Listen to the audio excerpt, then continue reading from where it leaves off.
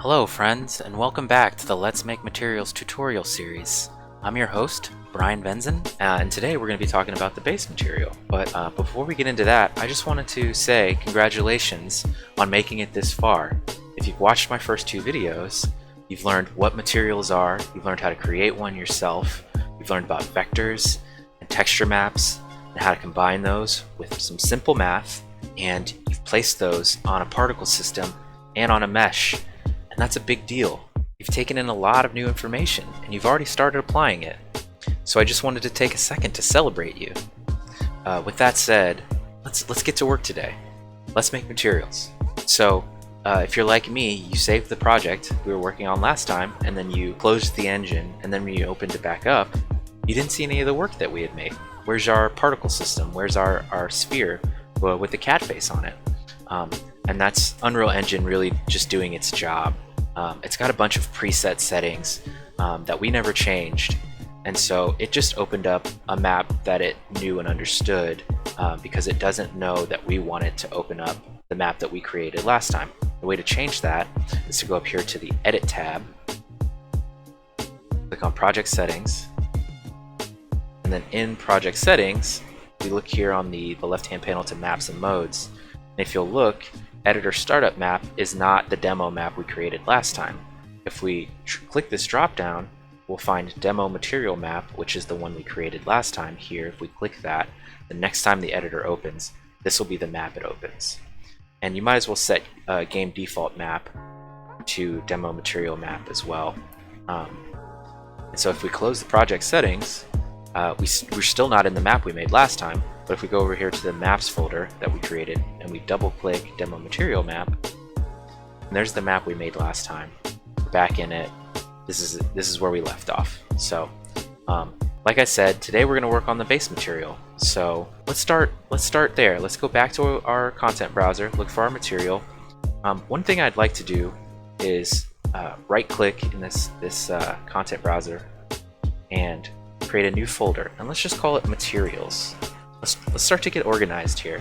So we made a materials folder, go back up to content, and let's drag our demo01 mat into the materials folder.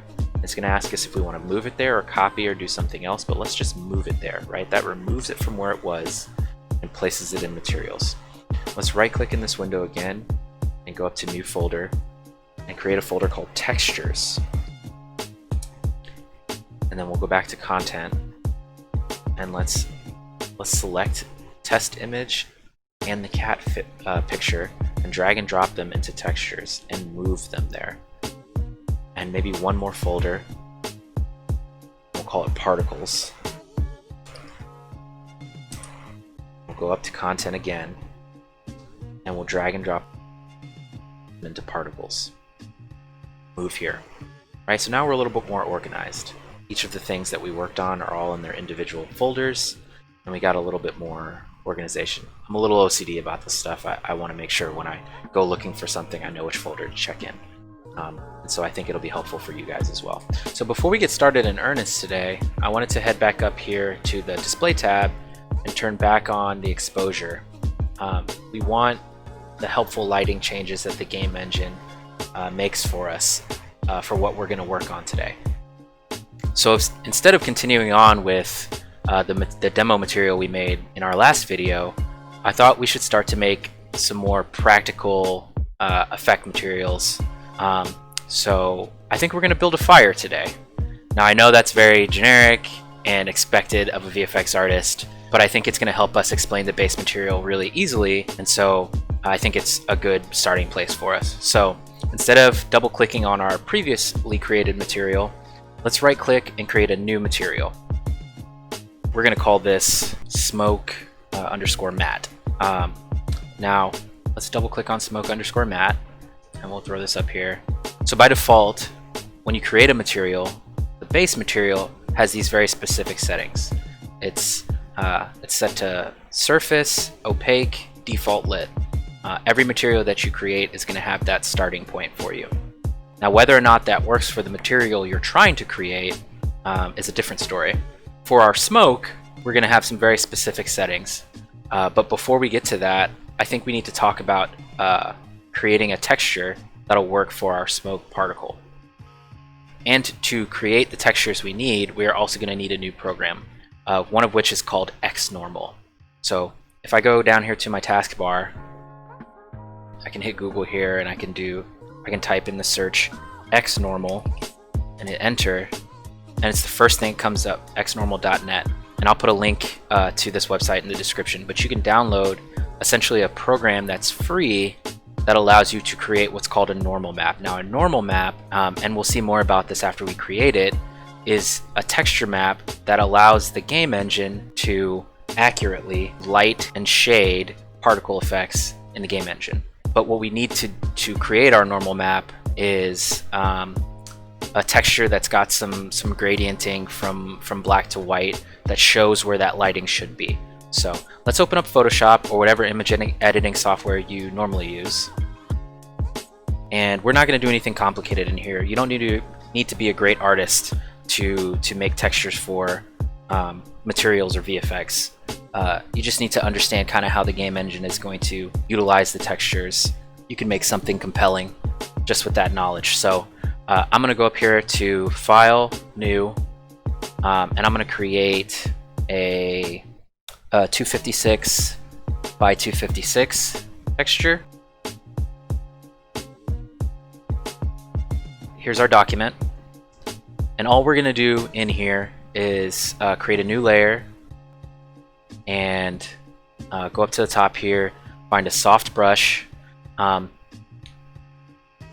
think what we can do in our brush settings is go over to this little caret arrow and just do a reset brushes, so we make sure we get the default brushes. That's what we want to use here. Now my brush icons are a little larger, just because I wanted to see what they looked like in a larger font. They probably look like this for you. I just blew them up a little bit, so don't be concerned that I'm using some different kind of brush package. So all I'm going to do is come in here and find a soft brush.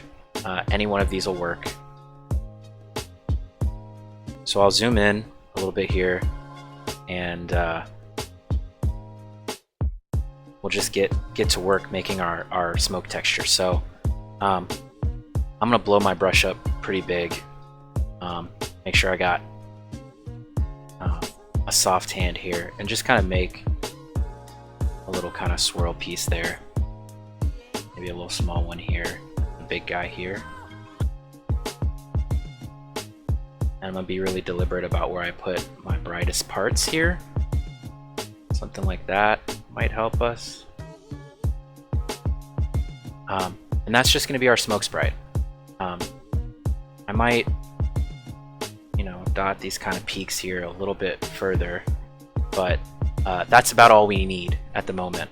So I'm going to save this as, and I'm going to put it in our project. So we'll just go to F, Unreal Projects, let's make materials,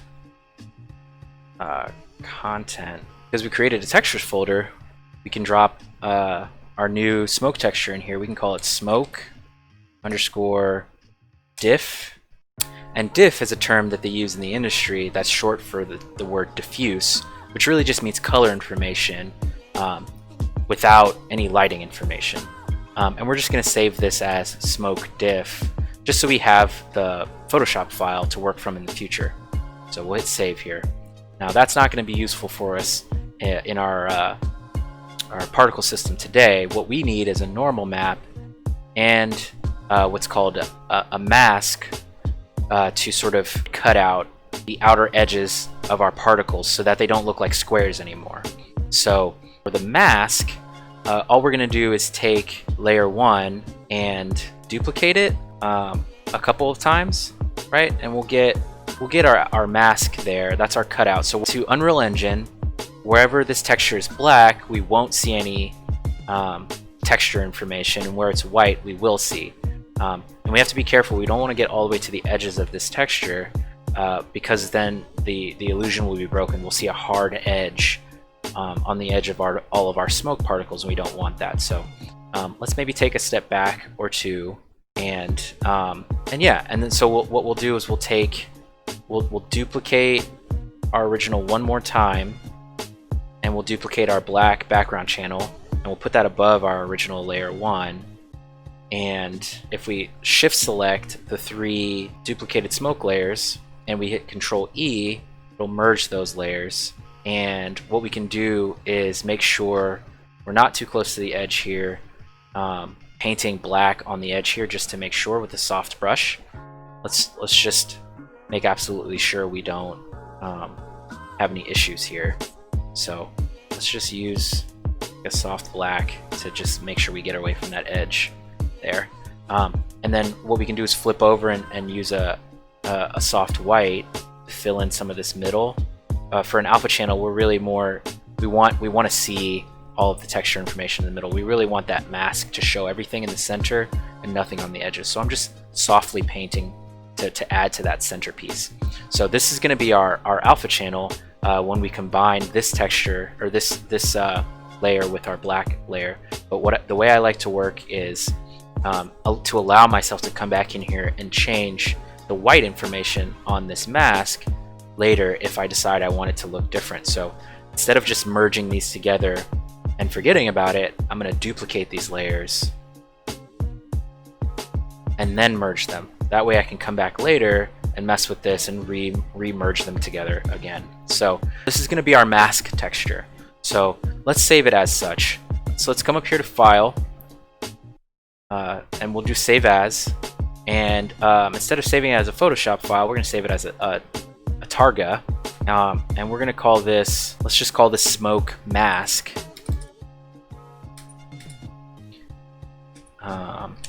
And that'll let us know.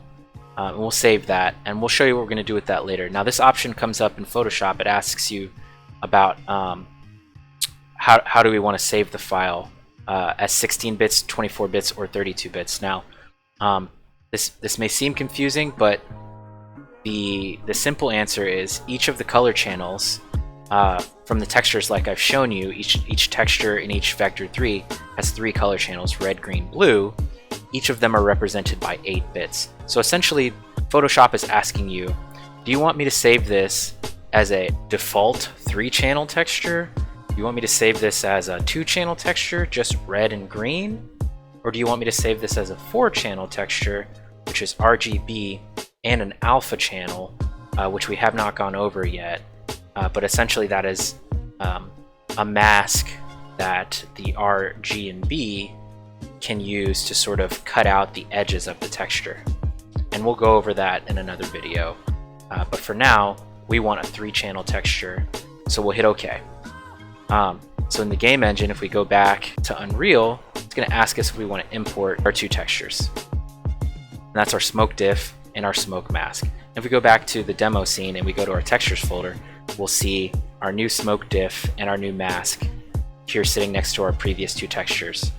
Now if we go back to Photoshop, we're still going to need our normal map texture. So to create our normal map texture, we're going to need a smoke texture that's got some differing levels of black and white.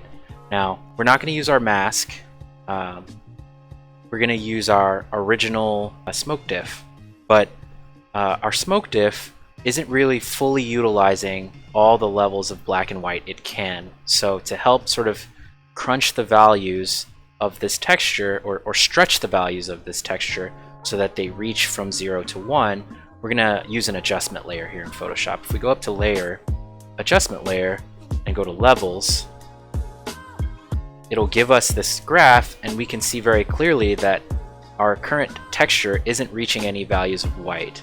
So if we come over here to the white pin and we drag this down towards the center, you'll see that it increases the white value of the sort of peaks of this texture, and that's exactly what we want for our normal map. So if we hit OK here, we can resave our diff to the game engine, but then we need to create a Targa version that we're going to save to the desktop that we can use in xNormal. So we go to Desktop, Smoke Diff Targa, we'll save that. So we're going to downsize Photoshop and go to Windows Search and type xNor, and xNormal will come up if you have it installed. Now, xNormal has plenty of options. We are only interested in tools. Now, tools is gonna have many options as well. What we're looking for is height map to normal map. What we created in Photoshop could be referred to as a height map, in that the peaks of that texture are white and the valleys of that texture are black, and that's perfect for a normal map. So if we click height map to normal map, in this left-hand panel, it's looking for our height map, and to add one, we right-click and browse height map, and on our desktop we have our smoke diff. If we hit open here, we're going to see our texture we made in Photoshop. Now on our right side, if we right-click, it'll ask us if we want to generate, and we can click generate. Now we have our normal map, and it doesn't look like much, but this is going to be our lighting information in the Unreal Engine. So to save this, we just right click, save normal map, and we're going to save it to our project, which we have placed on the F drive in Unreal Projects. Let's make materials, content, textures, and we're going to save this as smoke _NRM for normal map. We're gonna hit save, and it's gonna say it doesn't exist. Do you want to create it? Yes, we do. It was saved successfully. Okay, so we can close xNormal. If we go back to the game engine, it's gonna ask us if we want to import both update the smoke diff to reflect the changes in value that we made, and also import the normal map. So we hit import. Both the smoke diff is updated and the normal map, and by default Unreal Engine will say, hey, that texture seems to be a normal map. Do you want us to bring it in as a normal map? And it will do that for you automatically, which is what we want. Now if we double click our smoke normal, one thing we're going to need to do to this normal map is invert. We're going to need to flip our green channel. I'll show you why that is now. We'll construct our smoke material for our fire right now. So if we switch over to the smoke mat tab, we can go over here to the details panel. We're going to want to make a couple of changes before we get started adding a bunch of textures and really setting up this whole material. One of the very first changes we're going to want to make is changing the blend mode here from opaque to transparent. Now, to people who aren't really familiar with digital art, the terms opaque and transparent really refer to whether or not the surface is see-through, right? And so that's best demonstrated by adding our mask texture, which we created in Photoshop. But I think it's best to see this done on a plane. So I'm going to switch us from using a sphere here to using a plane. So a flat surface, which is what a sprite, a particle, will ultimately look like, is the best preview mesh to demo this material on. So flat black, there's nothing that's changed about this particularly. If we hold down T and left click, we're going to get a texture sample. Now it's going to bring in the normal map, which we're not talking about yet. So let's switch the texture that it's using here to smoke mask instead of smoke normal. So if we drag off of smoke, the smoke mask texture sample, if we take just the R, right, a singular channel that's black and white information, and we plug that into opacity, and we let the engine recompile, you're going to see that what used to be a square now has some fall off on the edges. It's very wispy or mist-like, which I think smoke really embodies, right? So we're already on the way here. And that's the power of a mask. It really does sort of stamp out a shape. Wherever it's white here, that's what we're going to see. Wherever it's black, we're not going to see. So now our mask has helped us get from the rectangular or the square-shaped sprite to something that actually has some form to it. We want to bring in our normal map as well, right? So if we hold down T and left-click now we're going to get our normal map again, but this time we're ready to use it. Except for the fact that our base material currently doesn't allow us to input a normal map. It's grayed out. and so are a lot of these other settings that used to not be grayed out. The minute we changed from opaque to translucent, right, from none of this material is going to be see-through to parts of this material are going to be see-through, the game engine removed some options from us because it said you're not going to need these, right? If your material is see-through, you're not really going to want it to be shiny and all these other things, because those two things don't really exist normally.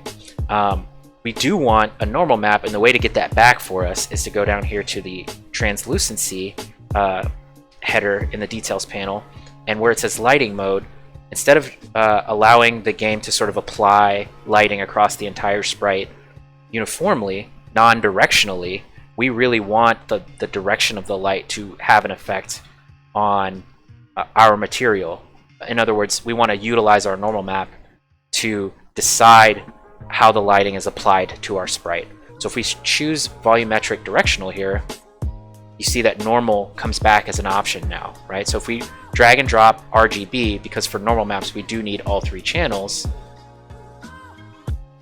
now we're using our normal map. Now I will say, because our base color is by default black, it's very hard to see that our normal map is doing anything. So instead, let's make our base color a singular value of, say, 0.5.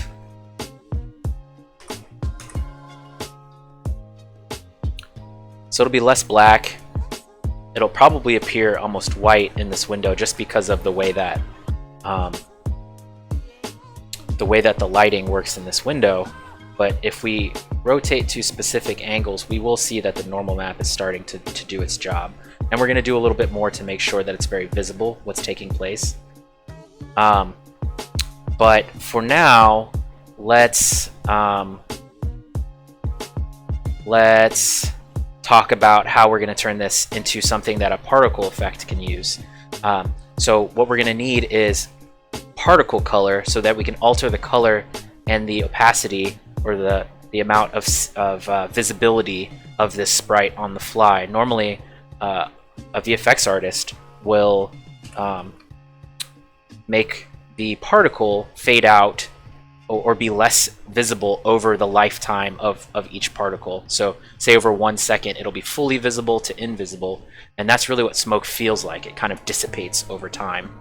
And the way to get that in this situation is to use particle color. Now, up until now we've been using this singular value to set particle color.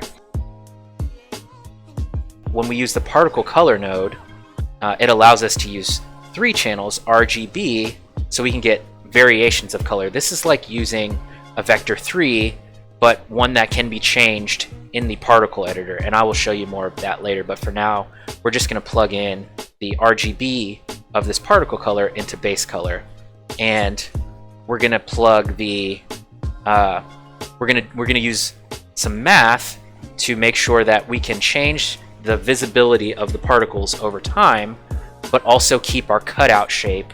And the way to do that is with a multiply. So essentially what we're saying is the particle color is the particle alpha from particle color is a flat white value. It's a value of 1. And the cutout, the mask that we're using to get our sort of form or shape for our smoke, it has values of black and white. And so when we do multiplication here, essentially when we multiply a value of 1 by a value of 1, which is everything in the center of our mask, we're going to get a value of 1. When we multiply a value of 1 by a value of 0, which is everything on the edge of our mask, we're going to get a value of 0, which is why nothing has changed, even though this math operation is being used now. What this allows us to do is, as we decide we want the particles to fade out, as we ramp down the value that's multiplied against this mask, the texture that gives us our form, when this particle color alpha is, say, 0.5, the center of this mask is 1, 0.5 of 1 is 0.5, right? So as we start to ramp down this color, 0.1 of 1 is 0.1, we will start to dissipate the sprites over time. And we can do that in the particle editor. Again, I will show you that in just a short period of time here. But what I really want to do is allow us to alter the how intense the normal map is as well.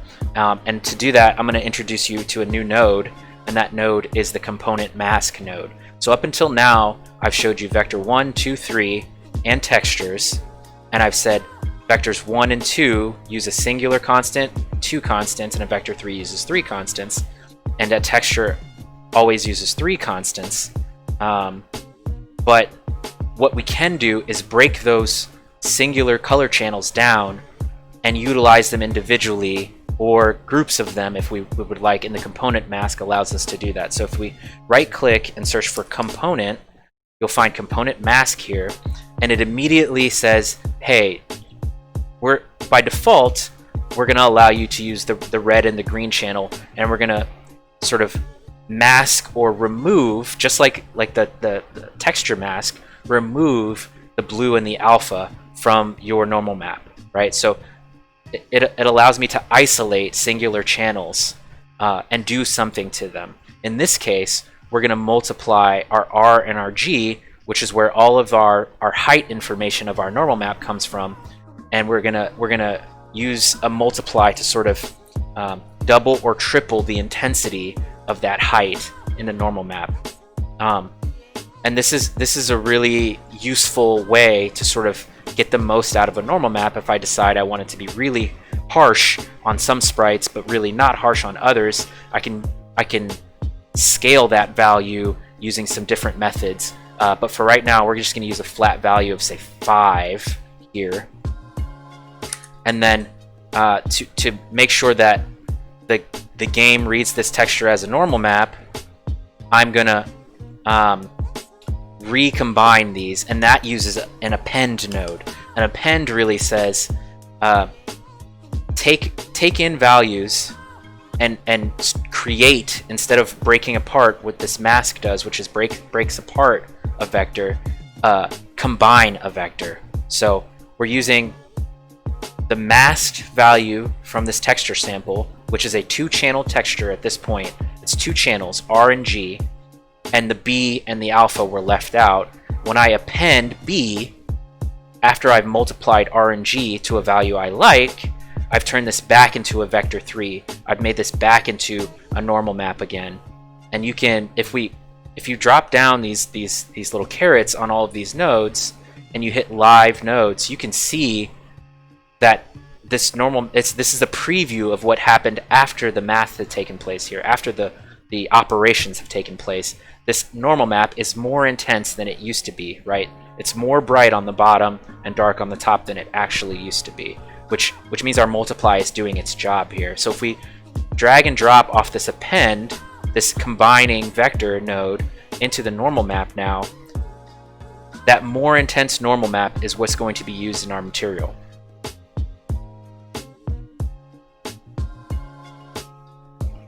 And it's still sort of hard to see, but there is a bowing, there is a bumping that's happening here. And it'll be easier to see in the engine because there's a directional light that'll really show off what's happening here. So let's save. This is going to be our smoke material for now. Really simple, not a whole lot going on here. We're going to save. And let's close out of our smoke normal. We're not using this anymore. Let's just save this file and close. And go back to the game engine, and we're going to create a new particle system. So under particles, we're going to right click and look up particle system, and we're just going to call this smoke PS, and we're going to drag and drop this into the engine. Now if we double click smoke PS, it's going to give us our default material on our particles, just like our old particle system did, but instead of using this default material, like we did before, we're going to go looking for our smoke mat. Now if we click that, the game engine's going to recompile that shader, make sure it's ready to be used in a particle system. That shouldn't take any time at all. And let's make sure we can focus on our particle system in this window by hitting F, and it'll bring those particles into focus. Sometimes I like to alter the background color to make sure I'm seeing what I'm hoping I see. So you can do all kinds of stuff in here and change the color. For now, I think black is just fine. And would you look at that? We're getting our smoke, which is exactly what we want. So back in engine, we're getting our smoke, right? Let's get rid of our old demo material. We don't need it anymore. We're demoing fire today, which is really exciting. And if you move this around, it kind of moves like smoke, right? And we didn't do very much at all to make this, right? So this is the exciting part, guys. This is the part that's really fun for VFX artists. Let's close down this content browser a little bit and hit F to focus in on this system, right? Now we're in business. So if we go back to the particle system, very common thing that particle artists normally do, or VFX artists normally do, is they add rotation to their sprites to make them a little bit more organic or random. So you can't just see our individual material in each one of these things. And by the way, I did mention that the lighting, we'd be able to see that normal map better, and you can see it at this angle, right? The light direction, the directional light that's in this window is pointing from the left side all the way to the right side, which is why the left side of the sphere is bright and the dark side, or the right side of the sphere, is dark. The same as for the smoke sprites, and that's what the normal map does for us. It gives us definition using the lighting in the engine to make this look more realistic. So we did our job by making our normal map really effective for us. So now we're going to alter this particle system to look like a smokestack that might sit behind a fire. Then we're gonna make our fire. And again, this is the fun part, guys. So enjoy yourselves. Go nuts. Make some different choices than I'm gonna make here, but I'm gonna lead you down a path that's gonna get you close to something that looks pretty cool. So I right-clicked in the particle emitter window, and I went down. I'm gonna go down to rotation, initial rotation, and right off the bat, the game engine will the default of this module, which is what each one of these little modifiers, these little stacks are called. They're called modules. The initial random module says at the start of your life, essentially when you're created, you're going to have a rotation of something, and the maximum amount is 1. Think of 1 in this instance as 360 degrees. So 0 is 0 and 1 is 360, which means a full rotation. Each one of these sprites, each one of these particles, when they're born, is going to be some variation between 0 and 360. Essentially, anywhere in one full rotation, each sprite is going to be a different rotation right at the start of its life. So that's giving us some variation here right off the bat. Another thing that's really good to do is our initial size of our particles. Right now, it's choosing between a size of 25 and 25 as its minimum and maximum size. But if I set this to say 50, right, double the size, some sprites are big, some sprites are small, right? So now we're altering the randomness of how big or small these sprites are at the start of their life, right? Initial sort of indicates right when I'm born, make a decision for me. So all of these modules that say initial are making a decision about what that particle is like right at the start of its life. Now what we're going to do is, if we right click in this window and we go to size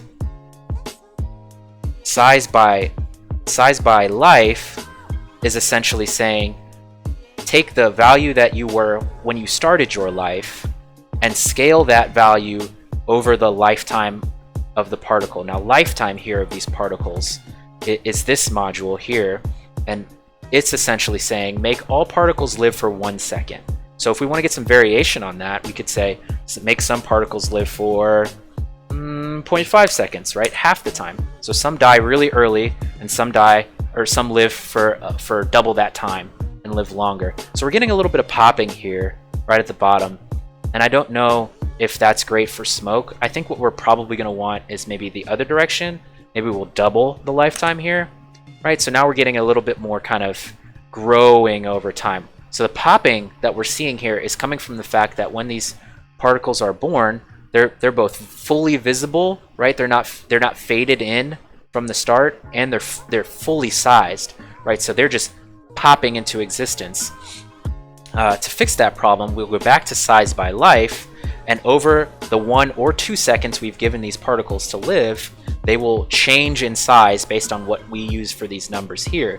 So we only have sort of two keys on the lifetime of these particles as far as their size is concerned.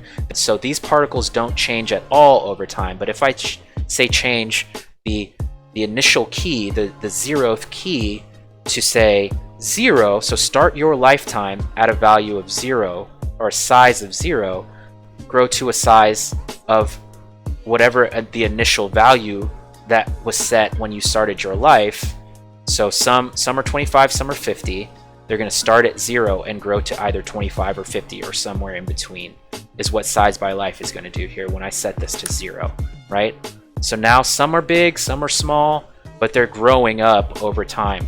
And it's a very uniform growth. And really we could change that to look a little different if we wanted to say add a third key here, right? We could insert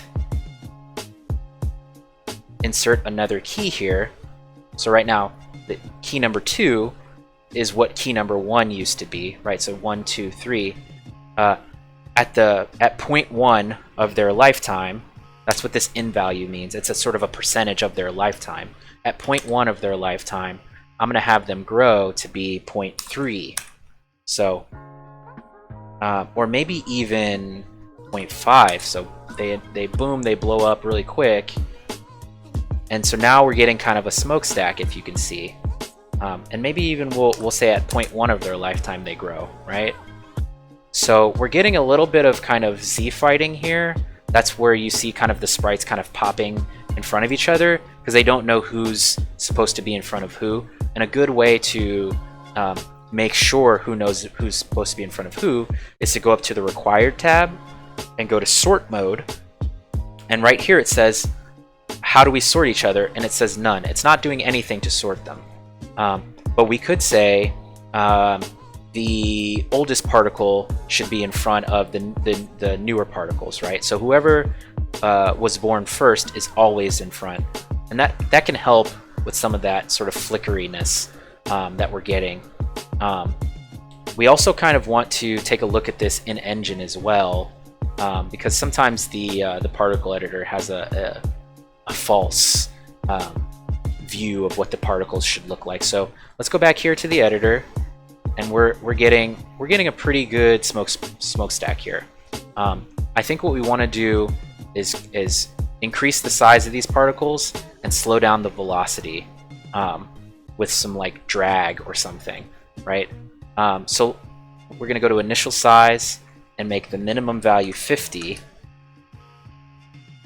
and the maximum value 75, and we are going to slow these particles down over their lifetime. We're going to right click in this window and we're going to go down to what the hell am I looking for? Acceleration, drag. So now what you see is the particles at the start of their life are fast, and then they boom, they slow down really fast as they grow. So if we can scale this value, or we can do it over the lifetime of the particle, but we can just do this at say 0.5. So they eventually get held up, but they still have a little bit of time to kind of float into the air if they want to. So let's save that and take a look at what that looks like in engine. So now I think we're really getting something that's worth looking at here. It's a pretty good sprite. If we click off of it, so we don't get that outline, and in fact, what we can do is if you're selected on a particle system and you hit G, it'll remove all the manipulators from the window. Let's delete the cat sphere. That was for demonstration purposes. I don't think we need it anymore. We're really more focused on this fire that we're making. I think we're really successful at this moment. We're going to want to turn this dark because smoke for a fire is often dark. And you can see sometimes when you delete an object in the game engine, the lighting information doesn't update. So if we just hit build here,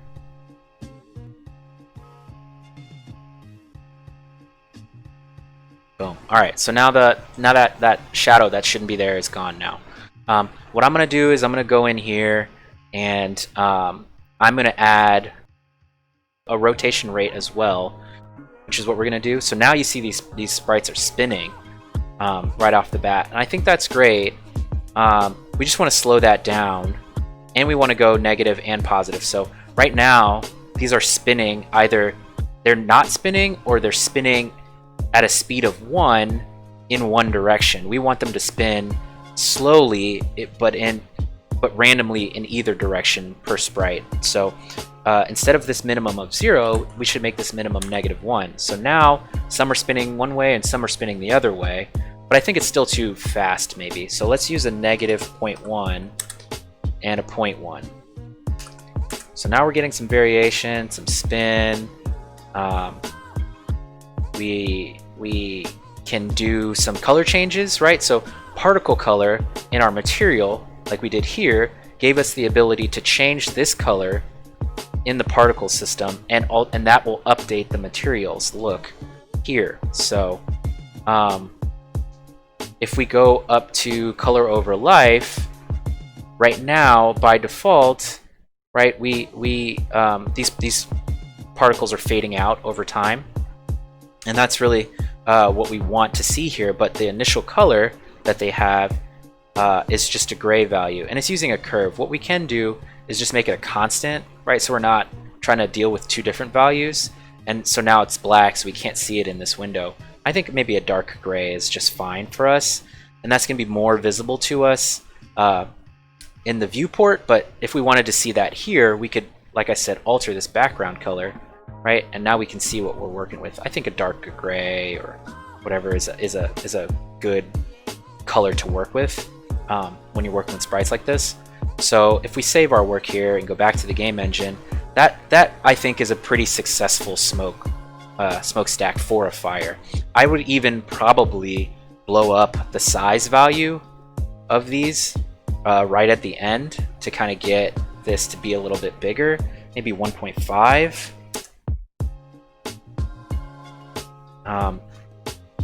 Yeah, see, that's pretty successful, I think, for a real simple smokestack. And all of this is using, by the way, I want to go back and remind you, is a normal map and a mask. There's nothing happening with our diffuse color at all, though we could have, right? All of our diffuse color, I'm sorry, our base color is only using our particle color, a vector 3, to say what color to make this smoke. We really could make this smoke any color. Now we can see sort of the lighting information still taking an effect on these particles, but we still have our color. And I think that's really successful.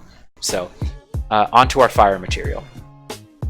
So in our materials folder, we're going to right click material, and we're going to call this fire mat _ mat. If we double click fire mat,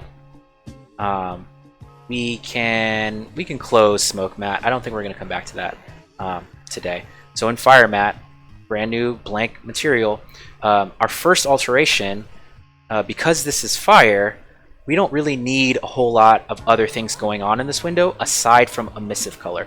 Emissive color on the base material is really just the most glowy bits of any material. It's all the bright stuff, as opposed to what we did in the smoke material, which utilized a normal map and a mask and the base color to really drive its color. The emissive color is really about brightness. To sort of dwindle down to only the things that we need in our fire mat, we're going to come over here to our blend mode, and we're going to make it additive. Now setting this blend mode to additive means all of the color information from this material is going to be added on top of all the other stuff in the viewport. It's adding all of the color information on top of each other. So before, with our smoke material, we were asking the game engine to have some effect on our material using the lighting to sort of show the bright parts and the dark parts, but we don't want that for fire. So we're going to make it unlit. This is really the generic kind of mostly utilized material setup for fire. Let's save our fire mat, and we're going to jump back into Photoshop really quick and make a fire texture. So we jump back into Photoshop here. We're going to get a new document, and this is going to be 256 by 256 as well. And we look at the bottom of this window, there's a couple of kind of smattered, kind of speckly type brushes. I'm going to use one of those to kind of get some wispy parts for the fire. And I'm going to zoom in, and I'm going to bring up a new layer, and with white on my as my color and my opacity really low, like a 10. My flow is really low, it's like a 10. I'm just gonna sort of be abstract and paint some wispy type stuff. We probably want maybe a little bit more opacity and color, maybe 20. Yeah, I'm gonna paint some sort of kind of, you know, just some of this stuff, some abstract blobs. I'm gonna bring that to the center.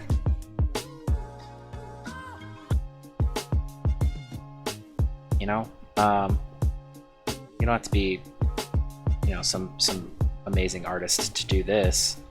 I'm just sort of painting in circles, making kind of a wicker basket looking kind of thing, and I think that's pretty successful. Now what we're gonna do is switch our brush back to the soft brush.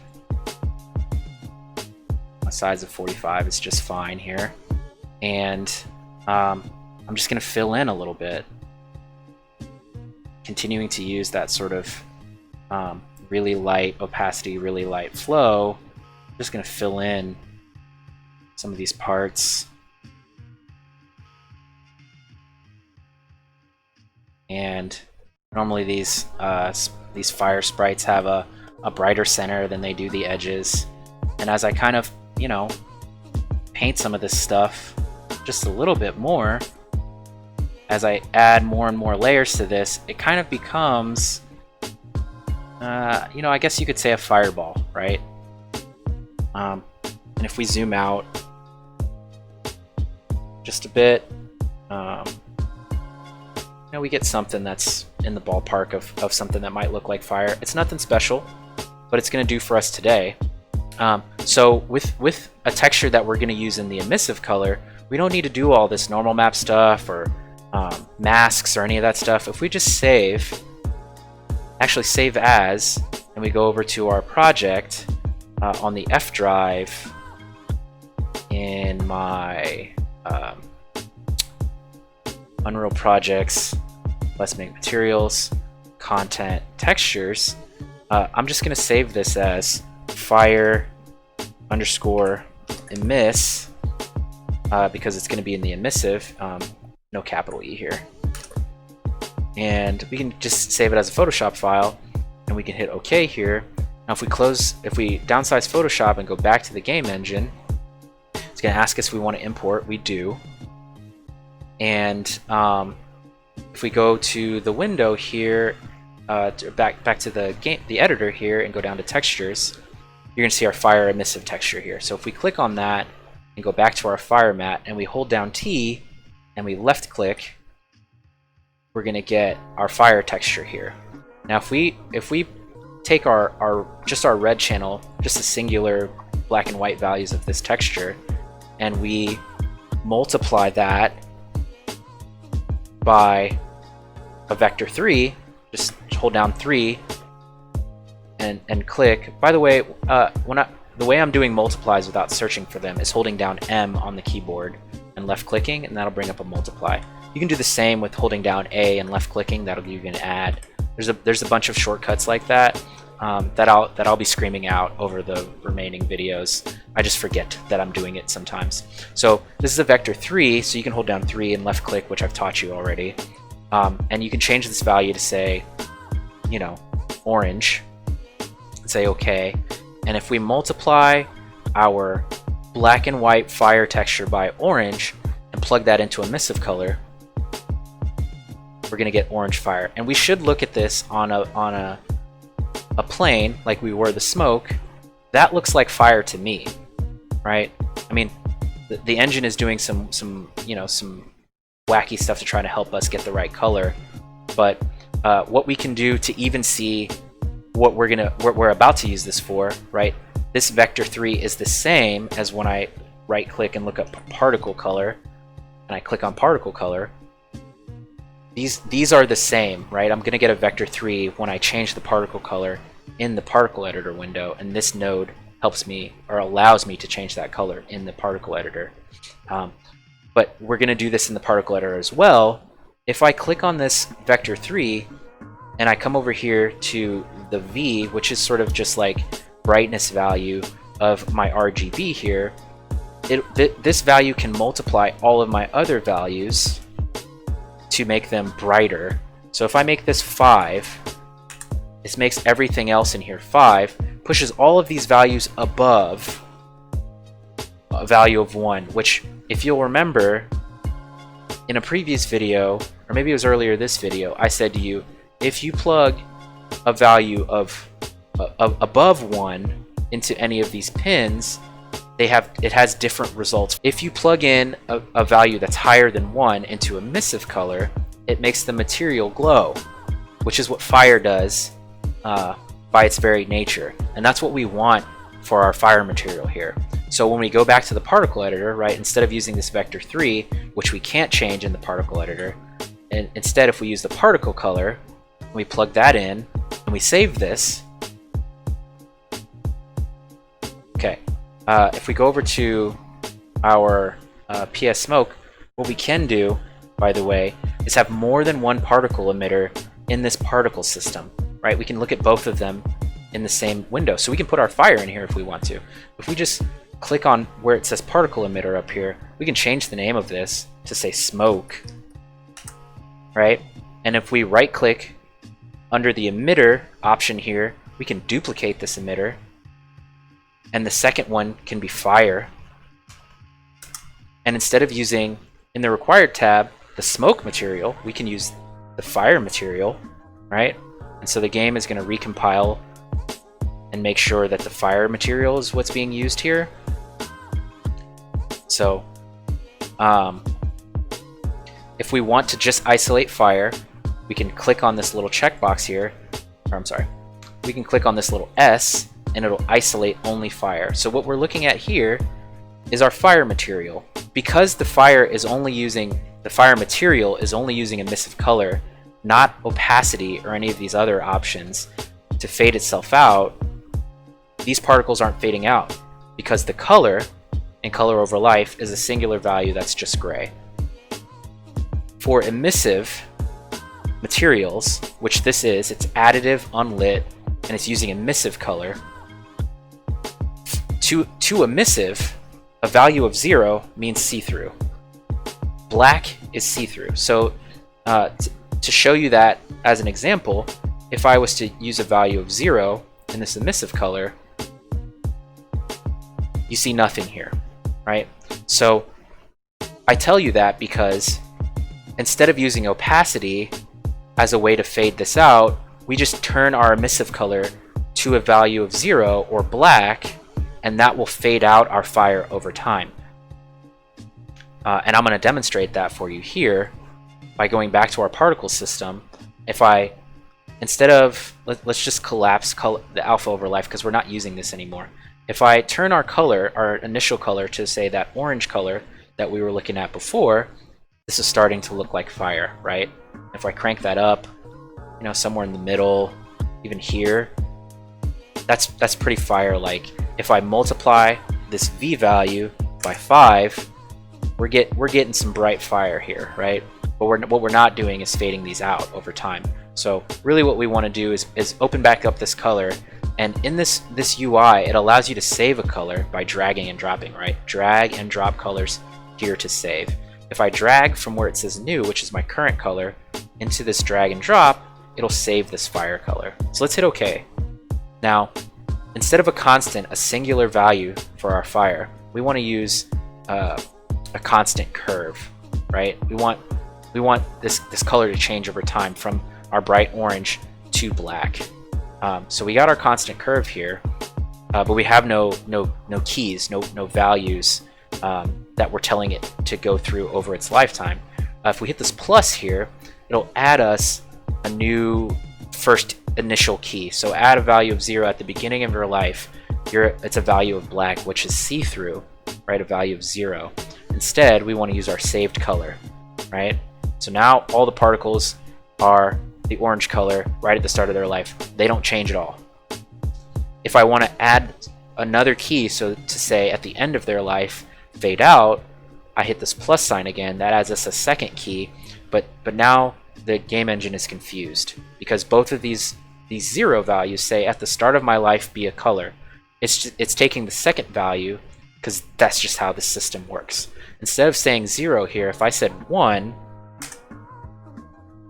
now they're bright orange at the start and they start to fade out over the lifetime of the particle, which is exactly what we want for this fire.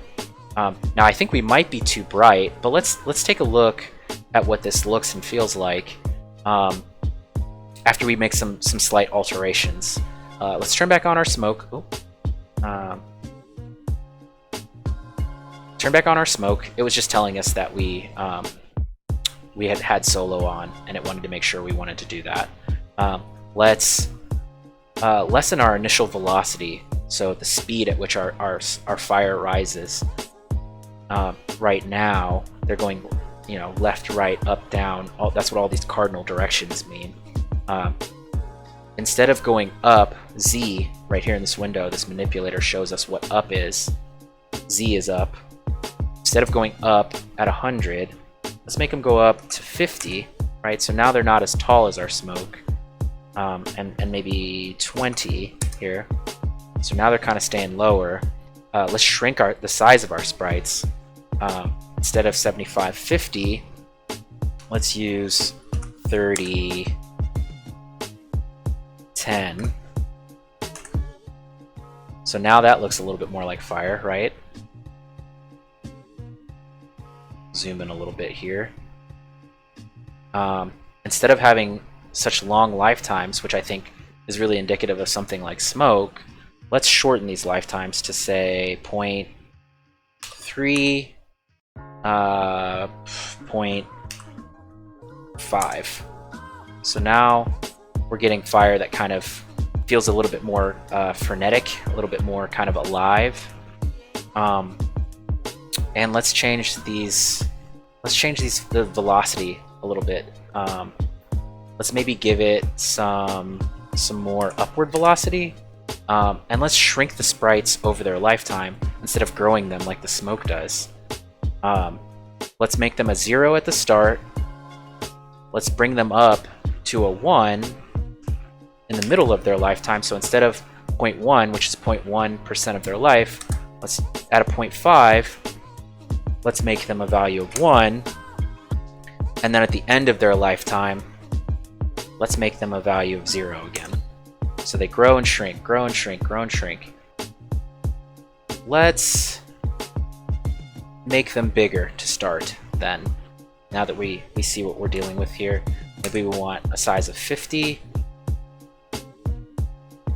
And maybe we don't want them to shrink all the way. So let's leave it to be like 0.3.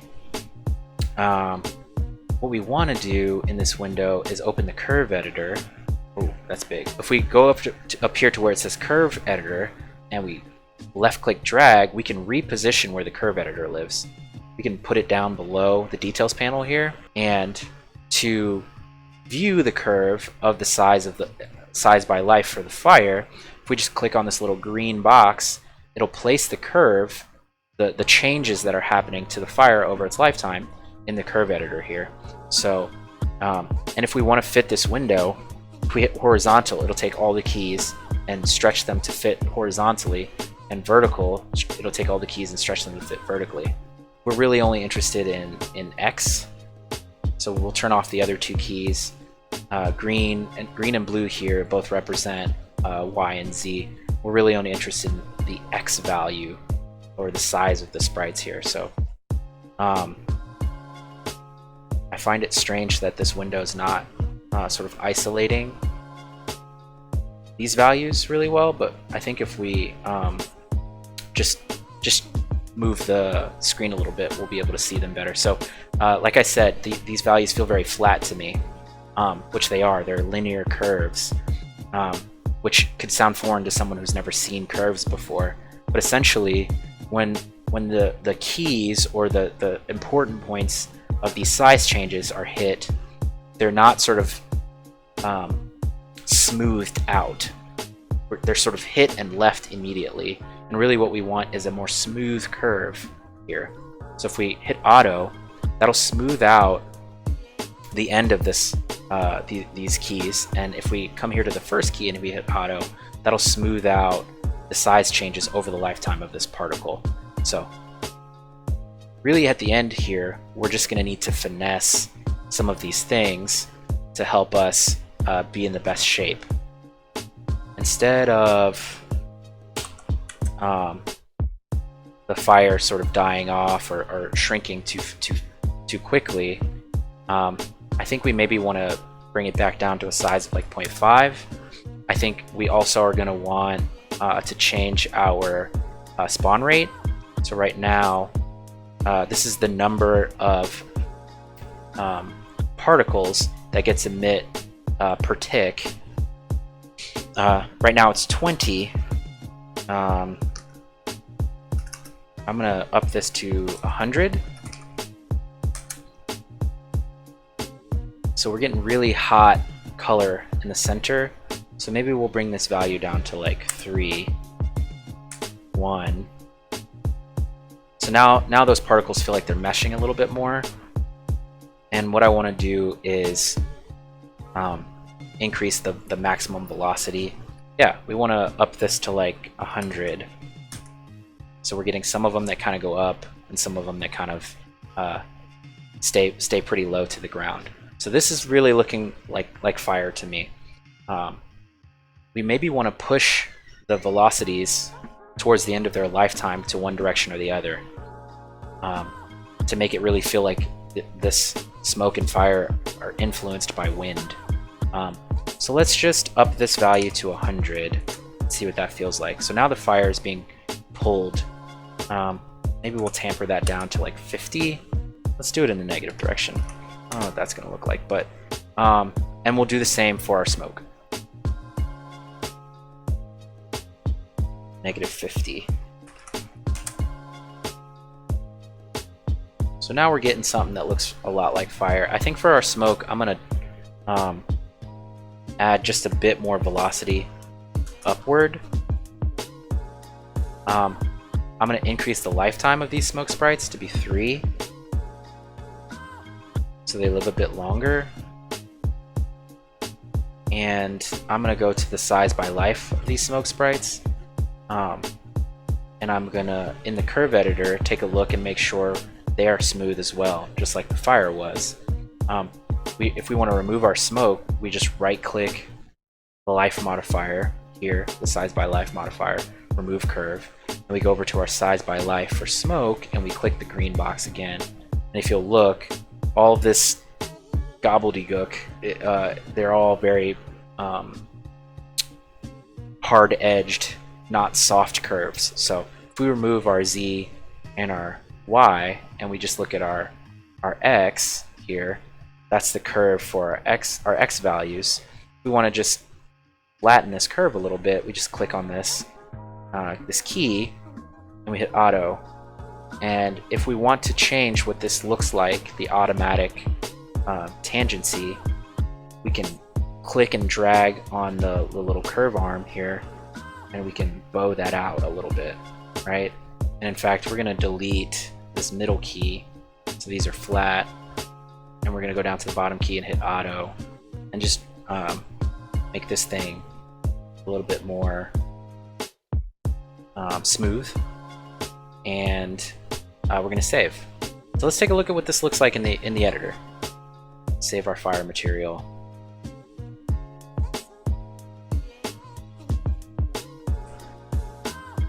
So we got ourselves a pretty successful fire. I think our smoke is maybe getting broken up a little bit too early from a size perspective. So let's just have it grow faster right at the start of its life, and then it'll slow down over its lifetime. And we'll save and we'll go back and look at that. I think that's more successful. The last thing I wanted to show you guys that you could do is you can utilize a material for more than one particle type. What our fire feels like it's kind of missing to me is embers. We're going to use our fire material to make embers as well. So if we go to our fire and we right click emitter, duplicate emitter, so now we have another fire emitter. We're going to rename this Embers. And I want to talk about the positioning of these emitters and how that has an effect on the system altogether. So the smoke is the first in this list of emitters, and because of that, it's the emitter, or its particles are drawn behind the fire. If I was to move this smoke to be further to the right in the list of the emitters, which to do that I have to click on the header here that says smoke, and if I use my right arrow key, it'll move the smoke to the right. If I move it one more time, then it draws in front of the fire. The order of these emitters matters. We put the smoke at the beginning. I'm using left to put the smoke back where it was because we want it to draw behind the fire. And that'll become more and more important as we make more effects. But for right now, let's finish up this tutorial by just making some embers. So all we're going to do is take the fire that we created and size down these sprites considerably at the start of their lifetime. And we're going to isolate these because we really want to see them individually. Turn off the size by life by clicking the check mark, and then when it turns to a red X, that means it's not doing what it was before. And really, I like the way that this looks for the fire. I think we might be doing ourselves a disservice by growing the fire over time. So we'll deal with the embers, and then we'll make that change to the fire. What we want to do right now is shrink the embers even more. So 2, 3. So now they're really tiny. We want to slow down their velocity. We want to increase their lifetimes to like 5. And we want to turn the drag off. And they're emitting from a point, which might be fine. Let's turn off soloing and see what that looks like. Restart sim will help us see what's going on. What we want is to push the embers upward a little bit more and maybe lessen the number of them. So instead of spawning 100, let's just spawn 30 of them. And let's push them up with velocity in the Z direction to be 100. So now we're getting some embers, right? They look like kind of little parts, little flecks of this fire. And I'm just zooming in and out to make sure we can see what we're making here. Now we're getting some embers. Make sure it's in line with the smoke a little bit more. Lessen the X push, or the X velocity that we're doing to about -30. And we're going to lessen the lifetimes to be about 3. And we're going to save this, take a look at it in Engine. So look at that, we made our first fire. It's the first particle system you guys have made with your own materials that are light responsive, that utilize the base material differently, and I feel it's successful. It works in this lighting scenario. I mean, it is a great first step. Let's make one final change to the fire, and then we'll wrap up and talk about what's going to be in the next video. Let's save everything, by the way, save all. On our fire, if we go to our size by life for our fire, and we click the check mark box, I think that feels better in this window. Let's check it in the yeah, see, that feels better to me. I might maybe add some more Z velocity, maybe like 150. We save and look at it. Yeah, I mean, I think that's a pretty successful initial fire for a first time, material artist, particle artist. I think we did well. So in the next video, we're going to talk about noise and its benefits on creating materials. If you like this video, like, subscribe, share, follow me on social media at Let's Make Effects on Instagram, Twitter. I'm so happy to be working with you guys. I really appreciate you watching these videos. Thank you so much for being with me, and we'll see you in the next video.